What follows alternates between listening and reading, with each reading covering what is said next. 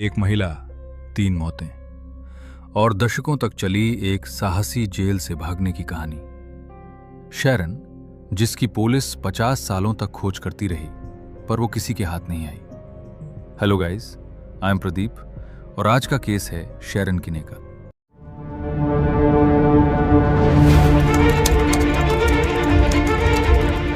Sharon किने का जन्म 30 नवंबर 1939 को इंडिपेंडेंस, मिसौरी में हुआ था। शैरोन ने जेम्स किने से तब शादी की जब वो 16 साल की थी। जेम्स ने शैरोन से इसलिए शादी की थी क्योंकि शैरोन ने जेम्स से झूठ बोला था कि वो जेम्स के बच्चे की मां बनने वाली है। शैरोन ने पैसे और अपने लवर वॉल्टर के लिए 19 मार्च 1960 को अपने पति की बंदूक से गोली मारकर हत्या कर दी। पर शैरोन ने पुलिस को बताया कि उसकी 2 साल की बेटी ने गलती से बंदूक से खेलते हुए उसके पति जेम्स को गोली मार दी।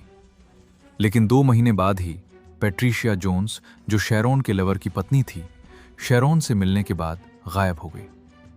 शैरोन ने उसकी भी गोली मारकर हत्या कर दी थी। दोनों हत्याओं के लिए उसे गिरफ्तार किया गया और शैरोन को मुकदमे का सामना करना पड़ा। पर जूरी ने उसे पैट्रिशिया की हत्या का दोषी नहीं पाया।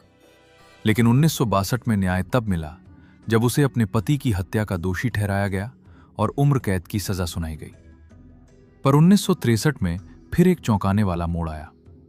1963 में मिसौरी सुप्रीम कोर्ट ने अनुचित जूरी चयन के कारण उसकी सजा को पलट दिया और वो जमानत पर रिहा हो गई। वो 1964 में मैक्सिको सिटी भाग गई और वहां एक क्लब में फ्रांसिस्को ओर्दोनेज से मुलाकात की और उसी रात उसकी भी गोली मारकर हत्या कर दी। मैक्सिकन अधिकारियों ने उसे ओर्दोनेज की हत्या का दोषी ठहराया और 13 साल की सजा सुनाई। लेकिन शैरोन अभी नहीं रुकी। 7 दिसंबर 1969 को ब्लैकआउट के दौरान वो मैक्सिकन जेल से भाग निकली और वो पूरी तरह से गायब हो गई। 50 से अधिक वर्षों तक वो डिएड्रा ग्लैबस के उपनाम से रहती रही, लॉस एंजलिस में जेम्स ग्लैबस से शादी की और अंततः अल्बर्टा, कनाडा में बस गई, जहां उसने एक रियल एस्टेट एजेंट के रूप में काम किया।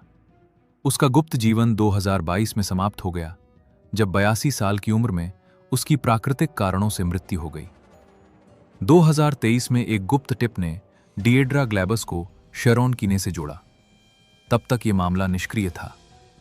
2024 में फिंगरप्रिंट विश्लेषण ने पहचान की पुष्टि की, जो उसकी प्रारंभिक गिरफ्तारी के ठीक 64 साल बाद हुआ। जनवरी 2025 में यह मामला आधिकारिक तौर पर बंद कर दिया गया।